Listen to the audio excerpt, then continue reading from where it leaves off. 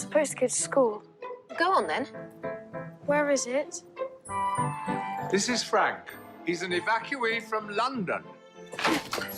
Miss Lamb, I know you're busy writing your stories. Academic theses. They don't look very interesting. I wrote them.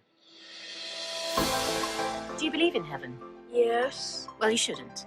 What happened to all the people who died before the Christians? Where did their souls go? Summerland. Where's Summerland? It's a myth. Stories have to come from somewhere. Oi! It's my dad's. In 21 Squadron. Well then, what are you waiting for? Why don't you have a husband? Why don't you have a wife? There was someone. Once. Here we are. So I say, make the most of it. Was she the one you loved? Would you think it was strange? No. I'm SARI Cohen with Hollywood First Look Features, and joining me today is the brilliant Gemma Arterton, the star of the new IFC film, SUMMERLAND. Gemma, thank you so much for joining us. It's a total pleasure. Thank you for having me. Absolutely. So I know you worked with Jessica, the director, before, but I want to know what it was about this project, about this character that really drew you in. Well, the film is unlike anything at the time I'd read before. It really took my breath away. It's a very emotional film, and it really gets, I mean, it got me crying when I was reading the script, which doesn't happen very often. So that usually is a really big indicator of something kind of being on the money. But I loved the character. I mean, she's unapologetically herself. She's not necessarily, she doesn't really care what other people think about her. She's very unlike me, which is the most apologetic person in the world. I sort of read the character and thought, oh gosh, only I could be so clear. And but she's obviously, you know, she's very cantankerous, and there is a reason for that. There's great loss and heartache and grief underneath all of that kind of defensive behavior. So that's always nice to play someone that has that has those layers to them. And she goes on a big journey. She transforms. It's subtle, but she does change throughout the story. And but I to be honest, I when I first read the script, I didn't really read it thinking that I would play Alice, because she was written as an older woman.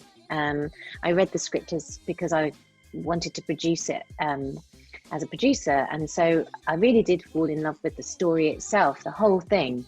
I just wanted to be involved in some way in getting it made. Well, it was a beautiful story. I loved how you danced between magic and science. Thought that was really cool. Where are you at with both worlds? How did the two connect for you? Yeah, well, interesting. I think I have always been a bit of a sort of spiritual person. My mum is very, very sort of, well, I was raised in a kind of hippie kind of background, and you know, there was always crystals around. My mum's an astrologer. She always read me myths at bedtime, Greek myths, and she does tarot and all of that stuff. Alice, my character, well, she is fundamentally believes in that, but for some reason she's decided to disprove it. I think that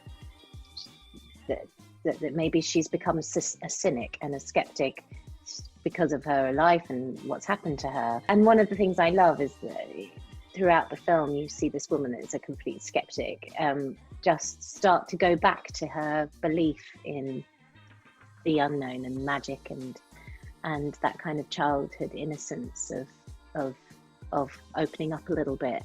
It's so beautiful. So can you describe to viewers what Summerland is? Well, in our film, Summerland is the pagan version of heaven. So it's where souls go once a person has passed away. And it's sort of like another layer.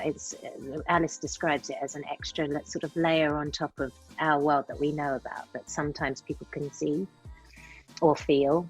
And if, for example, if somebody passes away, you might feel their presence. That's Summerland. I loved how you portrayed that. It was so beautiful. It was such a beautiful story. Thank you. I think ultimately it was a story about love on so many different levels with different kinds of relationships. What do you think was the ultimate love story that Summerland told?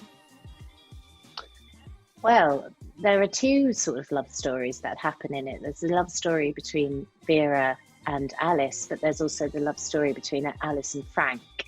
And both are, Alice is somebody who's just sort of completely given up on all of that. And really it's what happens to her in the film is you realize that she is capable of loving and receiving love. And even someone as grumpy and as cantankerous as her is deserving of it. And how it can endure, how it can last through adversity and hard times, how it can always be, it's always there and it can always be there for you. Gemma, it was an absolute pleasure. Oh, thanks so much. It's a pleasure talking to you. Thanks. It's Frank here, What is it? his father. We just had the telegram. Life is not kind. Anguish is inevitable. What matters is how you deal with it. Poor little lad, having to bear it on his own. He's not on his own.